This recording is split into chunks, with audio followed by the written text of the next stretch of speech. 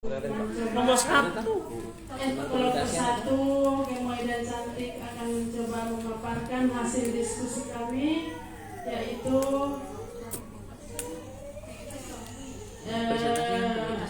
di pembagian tadi kami kasus IPAS. Jadi di sini ada tiga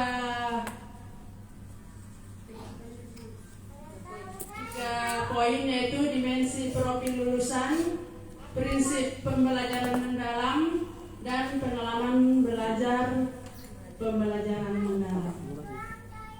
Diawali dengan prinsip pembelajaran mendalam sesuai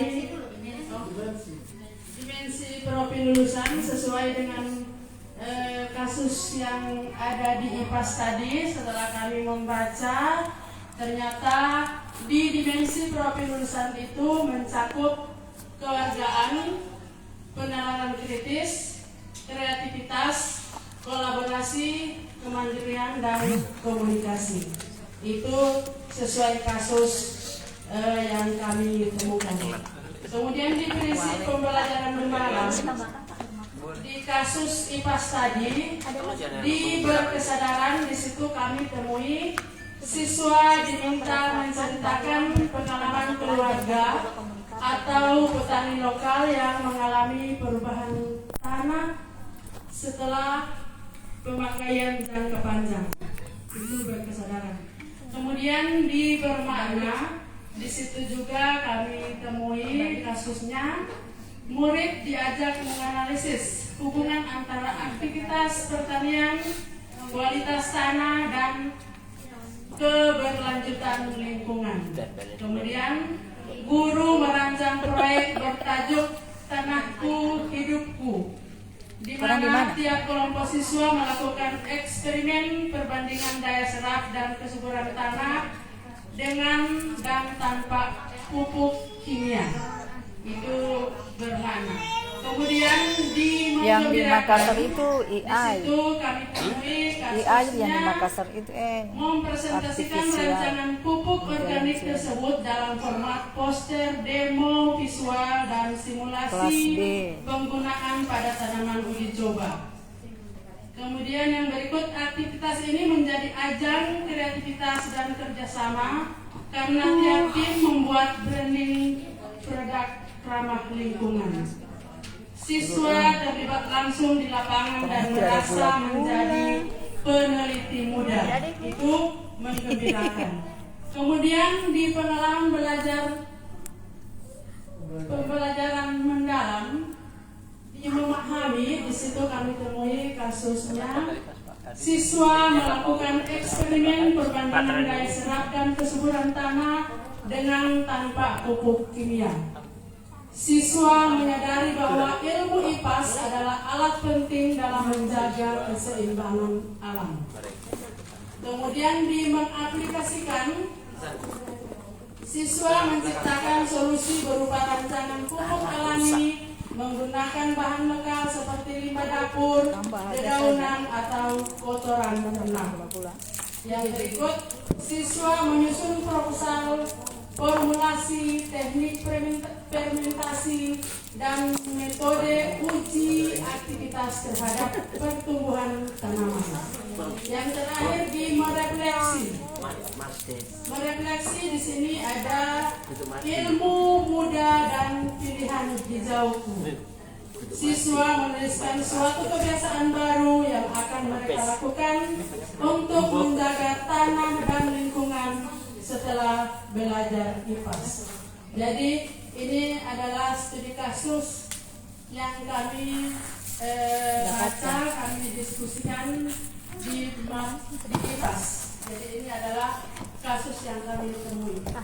Jadi sekian dari kami. Wassalamualaikum warahmatullahi wabarakatuh. Waalaikumsalam warahmatullahi wabarakatuh. Satu. Yes. Semangat Bu. Saya selalu lupa juga. Ya, oke. Ini Bapak Ibu, jadi Yes, profil lulusan di studi kasus satu ini kecuali keimanan ketakwaan tidak ada ya. Oke, baik. Kemudian berkesadaran ini untuk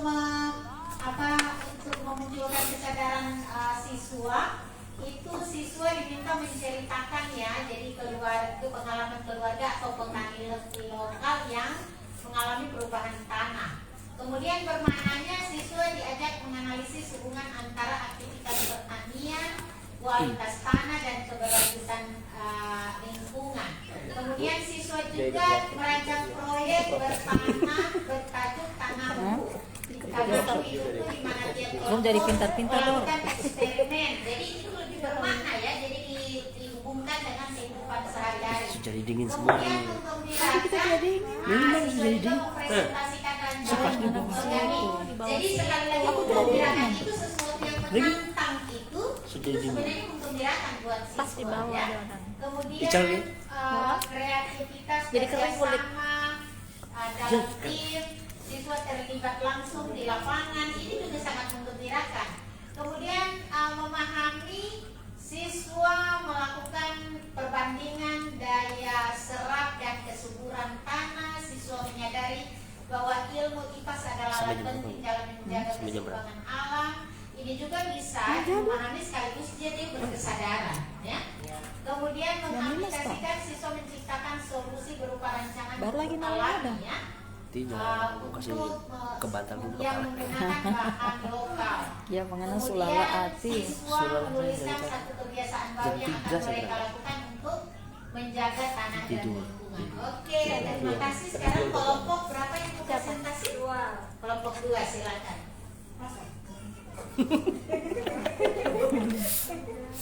Satu-satu yang Hajar Pak Eko. Berarti yang gemuk-gemuk ya, berarti Pak kurang bisa. Semua. Pulas. Satu-satu. Aku satu-satu. Dari kelompok 2 itu ada 3 poin. Kau gerak di sana. Kelompok 3 berarti mau. Yang pertama adalah Usul masing-masing. lulusan. Tidak maksudnya dia maju. Kelompok 3. 1. Keimanan dan ketakwaan terhadap Tuhan yang Maha Esa. 2. Kolaboratif. Dan 3. Kreativitas. Di profil lulusan ini hanya 3 yang kami ambil. Yang muncul. Terus yang kedua, prinsip pembelajaran mendalam. Yang pertama adalah berkesadaran, yaitu pembelajaran berkesadaran, pendekatan karena menyentuh sisi spiritual, estetika, dan identitas siswa. Untuk yang bermakna bahwa nilai-nilai Islam memiliki hubungan antara keimanan dan dunia kerja. Untuk yang menggembirakan, suasana merancang proyek bertema salon sunnah bersih dan beretika. Terus pengalaman belajar, pembelajaran mendalam, memahami, siswa memahami bahwa nilai-nilai Islam bukan hanya sekedar ritual, tetapi menjadi panduan profesional dan sosial. Untuk mengaplikasi, guru memberi ruang kepada siswa karena aktivitas ini dikemas seperti pengalaman kerja nyata, diberi sentuhan Islami yang memberi kuat identitas. Lagi tampil dia. Terus yang terakhir, merefleksi. Aku apa dia? Guru meminta siswa membuat tulisan Mana? bertajuk "Aku dan Islam dalam profesi masa depanku", Kalau aku mana? dan berbagi kisah pribadi, harapan profesi, dan tantangan dalam menerapkan nilai Islam. Terima kasih. Terima kasih. Terima kasih. Kita beri tepuk 2. Yes. Oke, yang silakan kelompok 3. Iya. Kabur. Ibu anak. Mau dia mau. Pada lagu mau. Mau kopi Waalaikumsalam warahmatullahi wabarakatuh. Kami dari kelompok 3 akan membacakan hasil kerja dari kelompok kami. Untuk dimensi profil lulusan ada 7, keimanan dan ketakwaan, kemudian kewarganegaraan, kewargaan, ketiga penalaran kritis, yang keempat kreativitas, kelima kolaborasi, keenam kemandirian, dan ketujuh komunikasi. Untuk prinsip pembelajaran mendalam, di berkesadaran itu suasana belajar menjadi hidup karena siswa menemukan makna dari pengalaman mereka sendiri. Nah, maaf tadi sudah saya sampaikan, untuk kami itu di PKN. Ya. Kemudian untuk bermakna itu ada 2. Saya akan bacakan yang pertama. Materi terasa bermakna karena menghubungkan antara pengetahuan kebangsaan dan praktik kejuruan. Pembelajaran mengambil aspek etika, kerja, dan tanggung jawab sosial. Kemudian yang kedua, siswa merasakan bahwa mereka bukan hanya pelajar, tetapi juga komunikator nilai kebangsaan. Untuk yang bagian menggembirakan juga di sini ada 2. Yang pertama, siswa merasa pembelajaran itu menyenangkan karena mereka belajar sambil berkarya nyata. Yang kedua, kegiatan ini memadukan ekspresi seni, teknologi, dan pemahaman ideologis, membuat siswa sangat menyenangkan. Kemudian untuk pengalaman belajar, belum ada kue. Pengalaman belajar, memahami, siswa menceritakan pengalaman mereka saat gotong royong. Guru menampilkan video dokumenter. Yang ketiga, mengaitkan praktik dengan sila kedua dan sila kelima. Bagian mengaplikasi, guru mengajak siswa menciptakan media kampanye tentang penerapan Pancasila dalam dunia nyata, merancang poster, konten sikap jujur, dan mencatat bahan adil dan pembagian tugas. Kemudian bagian merefleksi, guru meminta siswa membuat tulisan bertema Pancasila di hatiku dan tanganku. Siswa menuliskan 1 nilai yang paling berkesan dan 1 tindakan nyata yang akan mereka lakukan. Sekian, terima kasih. Ya, baik. Kita beri tepuk 3. Bapak Ibu, ini bisa dilihat ya pengalaman belajar untuk PKN ini. Siswa menceritakan pengalaman mereka saat gotong royong ya. Kemudian memahami juga, guru menampilkan video dokumenter mengaitkan praktek Pancasila. Di mengaplikasikan ini, guru mengajak siswa menciptakan media kampanye tentang penerapan Pancasila. Jadi tidak hanya menghafal sila pertama, sila kedua, sila ketiga, tetapi bagaimana di internal sila-sila Pancasila itu akan menginternalisasi kehidupan peserta didik ya. Jadi mereka membuat kampanye tentang membuat poster, konten sikap jujur, dan seterusnya. Kemudian di merefleksi, mereka menuliskan 1 nilai yang paling berkesan dan yang paling nyata yang akan mereka terapkan. Jadi seperti ini Bapak Ibu ya, untuk merefleksi, mengaplikasi, dan memahami. Kemudian Bapak Ibu, kita ini ada beberapa miskonsepsinya. Jadi miskonsepsi itu bahwa pembelajaran surface tidak diperlukan dalam pembelajaran mendalam. Surface itu maksudnya dangkal Bapak Ibu ya, dangkal. Jadi kan deep itu mendalam, deep itu dalam. Kalau surface itu dangkal. Nah sebenarnya surface learning ini diperlukan untuk mencapai pemahaman lebih mendalam. Jadi sebelum kita ke mendalam, kita harus di surface dulu. Jadi di yang di atas dulu untuk menambah pemahaman sebelum kita ke mendalam. Kemudian konsepsi yang kedua, belajar menggembirakan harus penuh ice breaking. Tidak ya. Agar pembelajaran menggembirakan perlu banyak ice breaking. Menggembirakan artinya murid merasa dihargai dan berhasil. Penantang, pembelajaran yang menantang juga itu menggembirakan ya. Jadi kalau misalnya murid diminta untuk bekerja kelompok, menganalisis satu teks atau apa seperti ini kan, itu lebih menantang. Nah itu sudah masuk pada menggembirakan ya. Kemudian miskonsepsi yang ketiga, ini merefleksi menulis apa yang dipelajari. Merefleksi dalam PM itu refleksi awal atau akhir dalam setiap pertemuan pembelajaran. Jadi beda pengalaman